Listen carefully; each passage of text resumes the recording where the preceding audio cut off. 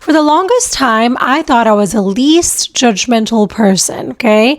It turns out that I still judged people.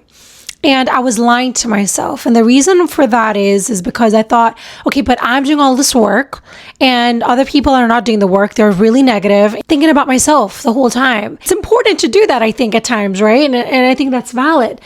But what I was doing in that moment is that I was still looking down on them. I was still talking bad about them. And the truth of the matter is that they're only having their own spiritual experience. And I was them back a couple years ago. I was unconscious. I was lying to myself. I was the one that was causing pain and suffering to myself and other people.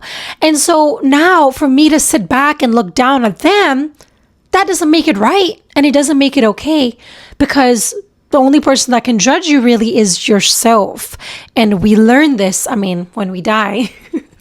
Because even God doesn't judge us. Because if you ever listen to near-death experiences, this is the first thing that you're going to listen to. When somebody passes away, we have a life review, right? In the life review, there is literally you watching all of the great stuff that you've done, by the way. Times where maybe you helped an old lady down the street. The times where you maybe bullied somebody in school or left a comment on YouTube on somebody's page and that person maybe cried about it and you made them feel like shit.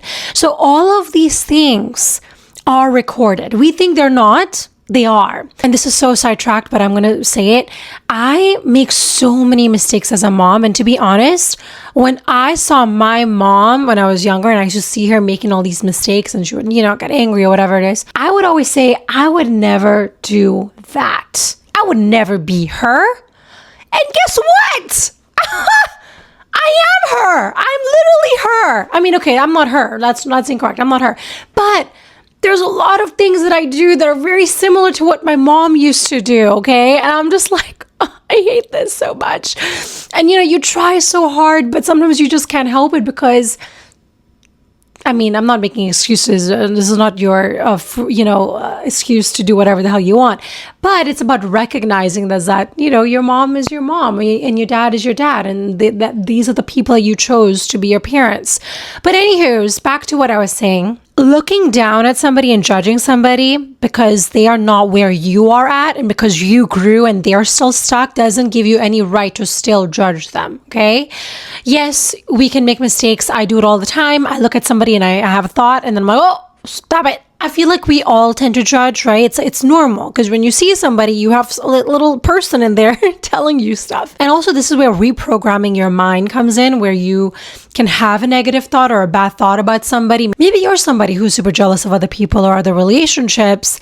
And it's like a loop. You're consistently thinking bad and negatively about other people. My thing here is, and again, I've been there before, is reprogramming your mindset. It's literally you're interrupting that pattern. As soon as you have that thought, you need to replace it with another thought, and you keep on doing it. You keep on doing it over and over and over again, like a child, like how a parent teaches a child, and you literally have to reparent yourself because a lot of these things have been learned from your parents and generations and stuff. So I just want you to be aware. Sometimes I see my past videos and I'm like, oh, why did I say that? That does not sound good, or that wasn't too kind, or whatever it is, and I sound judgmental myself.